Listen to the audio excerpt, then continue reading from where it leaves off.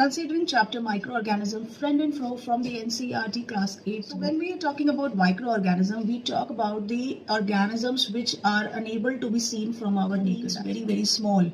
So when we are talking about the organism which are very small, we talk about microorganism. During the rainy days, you must have seen surfaces are covered with white patches, or you must have seen the bread gets a certain green white shade of formation over its surface as it spoils or it gets in contact with something moist. So this is the way the microorganisms show their presence, by changing the color of anything which is around us.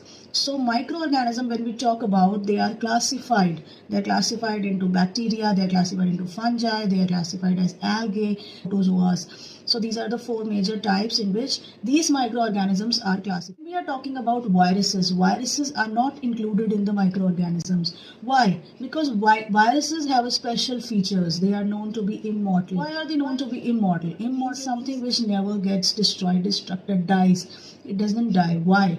Because as soon as the favorable conditions are not there, it doesn't get a body to survive in. It goes dormant. It goes in a condition where it is inactive. So as soon as the body gets those conditions, then it again activates. Viruses can be activated with the favorable condition and will never go into complete death. The viruses are very different from the other microorganisms we are talking about.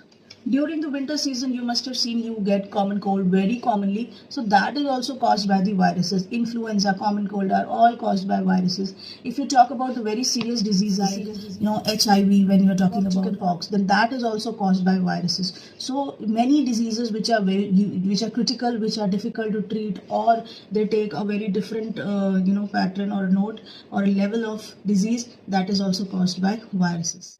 Now these microorganisms live. Microorganisms are living. They are found everywhere. They might be in the hot springs, they might be in the cool desert, they might be in the hot desert. They are everywhere. Somewhere they are functioning in a good form, somewhere they are not so good, somewhere they are helping us, somewhere they are benefiting us, somewhere they are harmful, they are causing disease, they are pathogenic.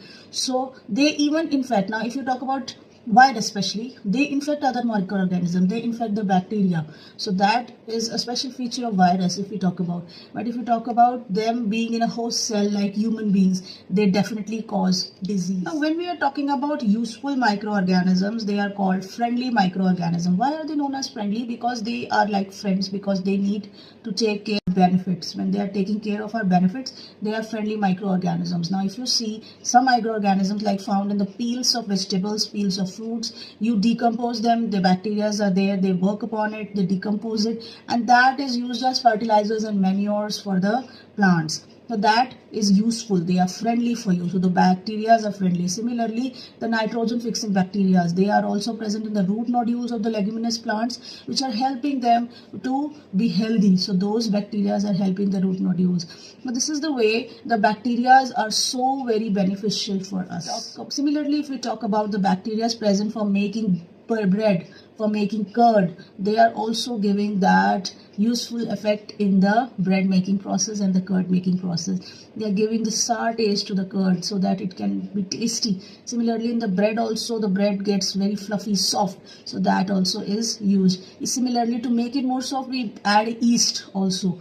That is also helping. You must have often seen that when you eat idlis, you eat any kind of thing which is made up of batter. There also the fluffiness is useful. So that is also done by useful bacteria, the friendly bacteria.